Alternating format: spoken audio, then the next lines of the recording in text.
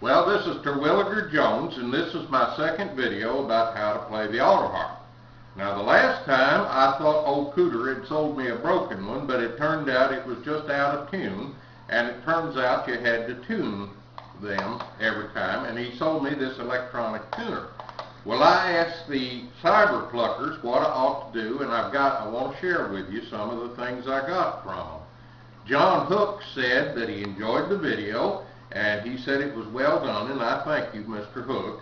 It says that he's heard tell of all sorts of theories about tuning in his day, and that it's just one of those strains of living in life.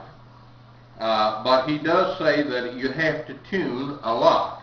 And then Mr. Skip Belts wrote, and he said, "Welcome to autoharps.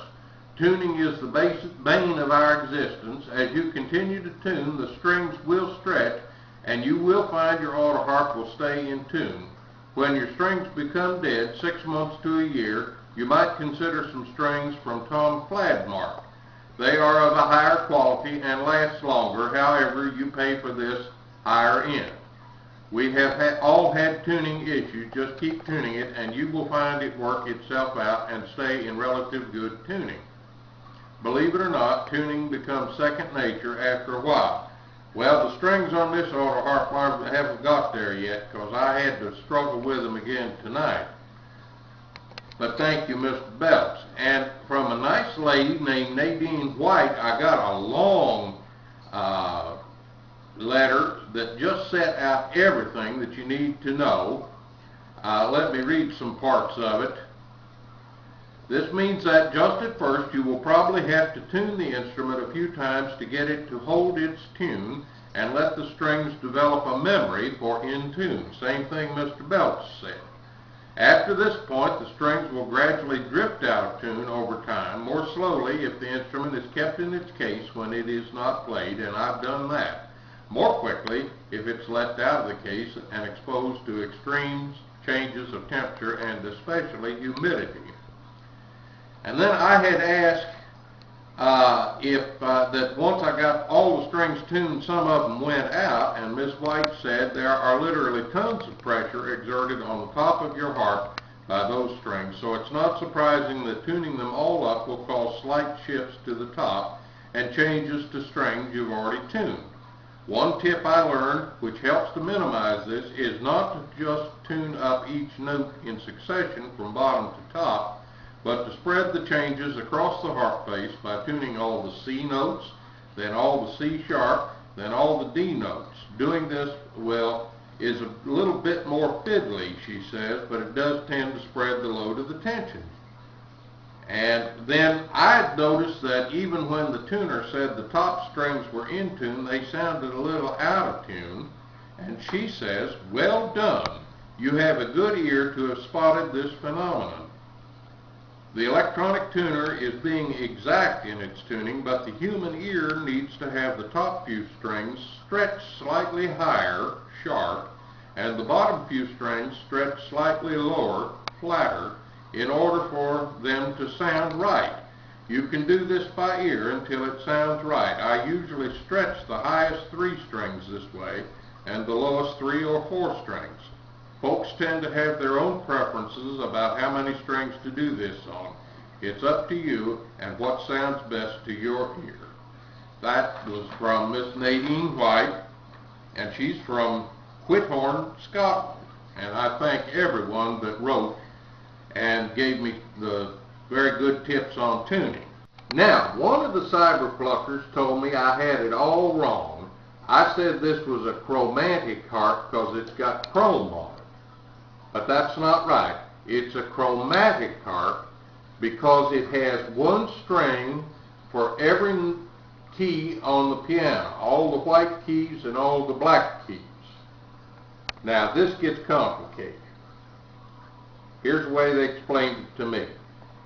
That means this harp can play in all these different keys here.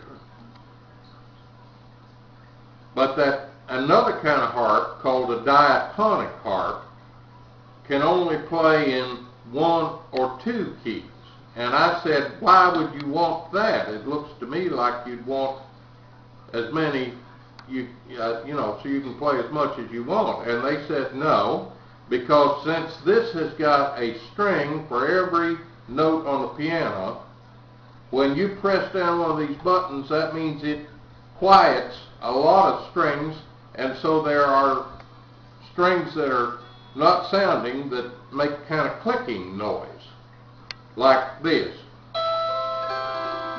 So you can hear that clicking noise.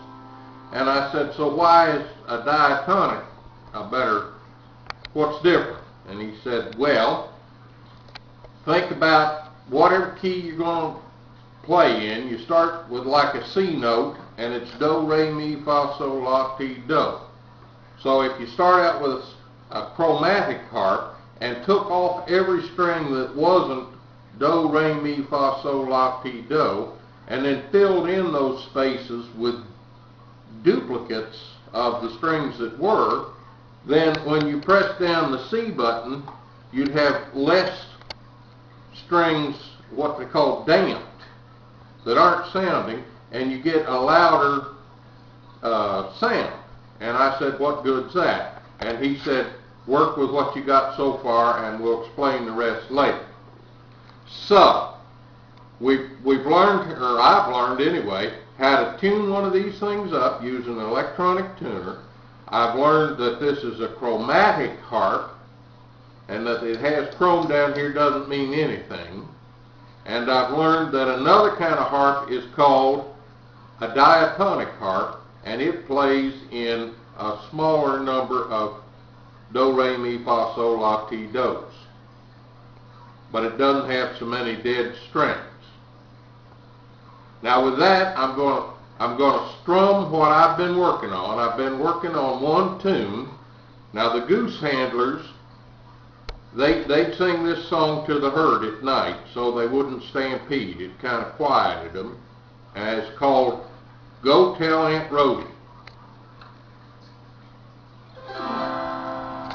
Go tell Aunt Rhody, go tell Aunt Rhody, go tell Aunt Rhody, the old gray goose is gone. Well, see, you have to cross your hands, and that means Mr. Will Smith played on Cyberpluckers, and he made real pretty music with it. And I don't quite see how he does that. Go tell Aunt Rhody, go tell Aunt Rhody, go tell Aunt Rhody, the old gray goose is gone. I'm thinking Mr. Will Smith could play that better, but I don't know how he does it, because that's very awkward.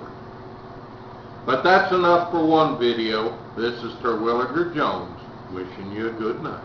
Good night.